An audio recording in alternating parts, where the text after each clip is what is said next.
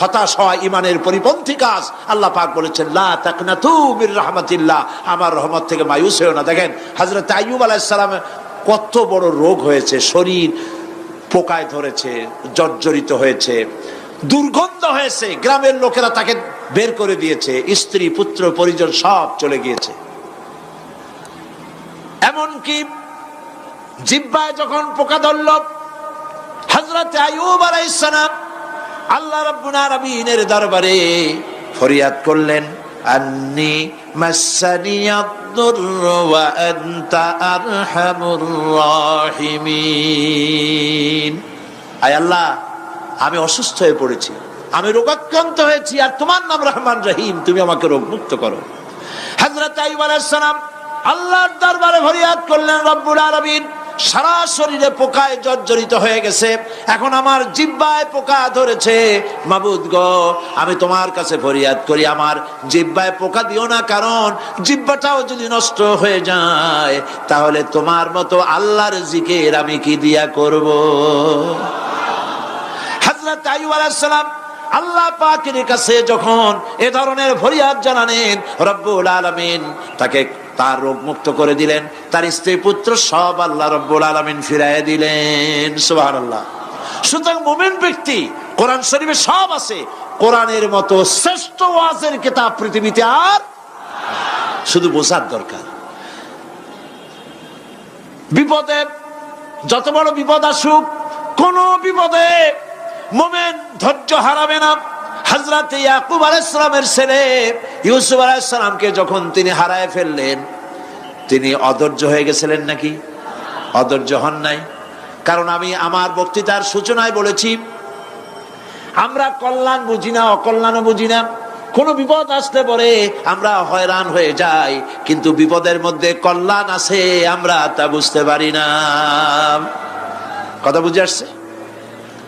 হযরত ইউসুফ আলাইহিস সালামকে কুয়ার ভিতরে ফেলে দেওয়া হলো। 11 ভাই মনে করেছে কুয়ার ভিতরে ফেলে দিয়া ইউসুফ আলাইহিস সালামকে মেরে ফেললাম, কিন্তু তারা বোঝে নাই আসল কামটা কি হয়েছে। এটা তো কুয়া নয়, এটা একটা টানেল, এটা একটা সুড়ঙ্গ। একদিকে কেনান হলো তার এক মুখ, ওই সুড়ঙ্গের এক মুখ হলো কেনানের। কেনান ইউসুফ আলাইহিস সালামকে ফেলে দেওয়া হলো কুয়ার ভিতরে মারার জন্যে, কিন্তু আল্লাহ পাকের ইচ্ছা ইউসুফ আলাইহিস সালাম মরবে না। এই টানেলের অপর প্রান্ত মিশরের সিংহাসনের টানেলের এপার দিয়া ইউসুফ আলাইহিস সালামকে ঢুকালেন, অপর প্রান্তে মিশরের সিংহাসনে ইউসুফকে আল্লাহ বসাইয়া দিলেন। হযরত ইয়াকুব ছেলের জন্য অধৈর্য হলেন না। যখন তিনি খবর পেলেন ছেলে বাঘে খেয়ে ফেলেছে, তিনি তখন বলেছেন, ফাসাবুরুন জামিলুন আসাল্লাহু আইয়াতিয়ানি বিহিম জামিআ ইন্নাহু হুয়াল আলিমুল হাকীম। ফাসাবরুন জামিল, আমি উত্তম ভাবে ধৈর্য ধারণ করলাম, এবং আমি বিশ্বাস করি আল্লাহ রাব্বুল আলামিন আমার হারানো সবকিছু আমাকে ফিরাই দিবেন। বহু বছর পর যখন হযরত ইউসুফ আলাইহিস সালাম প্রেসিডেন্ট হয়েছেন মিশরের, 11 ভাই গেল সেখানে সাহায্য আনার জন্য। সেই ঘটনা তো শোনাবো না, এমনি বলে যাচ্ছি। এরপরে তিনি তাদেরকে পরিচয় দিলেন, ওরা ভয় পেয়ে গেল। তিনি বললেন, ভয়ের কোনো কারণ নাই, লা তাসরিবা আলাইকুমুল ইয়াউম, আজকে আমি কোনো প্রতিশোধ তোমাদের নেব না। সুবহানাল্লাহ। এর নাম পয়গম্বর, এর নাম কি? আল্লাহর নবী। আমি আজকে কোনো প্রতিশোধ তোমাদের নেব না, তোমরা যাও। পিতার অবস্থা তিনি জানলেন, কাঁদতে কাঁদতে পিতার চোখ দুটো নষ্ট হয়ে গেছে ইয়াকুব আলাইহিস সালাম। হযরত ইউসুফ আলাইহিস সালাম বললেন, যাও। নিজের জামাটা খুললেন, গায়ের জামা খুলে বললেন, ভাইরা আমার এই জামা নিয়ে যাও, আর আমার আব্বার চোখের উপরে এই জামাটা রেখে দিও।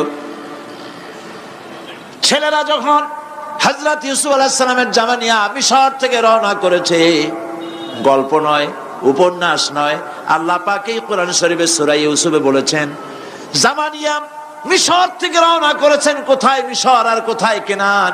কেনানে বসে হযরত ইয়াকুব আলাইহিস সালাম বলছেন, তোমরা যদি আমাকে মতিভ্রম পাগল যদি মনে না করো, তাহলে একটা কথা বলি, আমার নাকে এখন আমি ইউসুফের গন্ধ পেতেছি। সুবহানাল্লাহ। তোমরা যদি আমাকে মতিভ্রম না করো তাহলে আমি বলি আমি কিন্তু ইউসুফের গন্ধ পেতেছি। সুবহানাল্লাহ। হযরত ইউসুফ আলাইহিস সালামের জামা এনে ভাইরা যখন হযরত ইউসুফের চোখের উপরে রেখে দিলেন, হযরত ইয়াকুবের দুটো চোখ সাথে সাথে আল্লাহ ভালো করে দিলেন। ফাসবরুন জামিল, ধৈর্য ধরো। ঈমানদার ব্যক্তি আশার উপরে তার জীবন বাঁচে, কারণ যত বড় বিপদ আসুক না কেন আশ্রয় পাওয়ার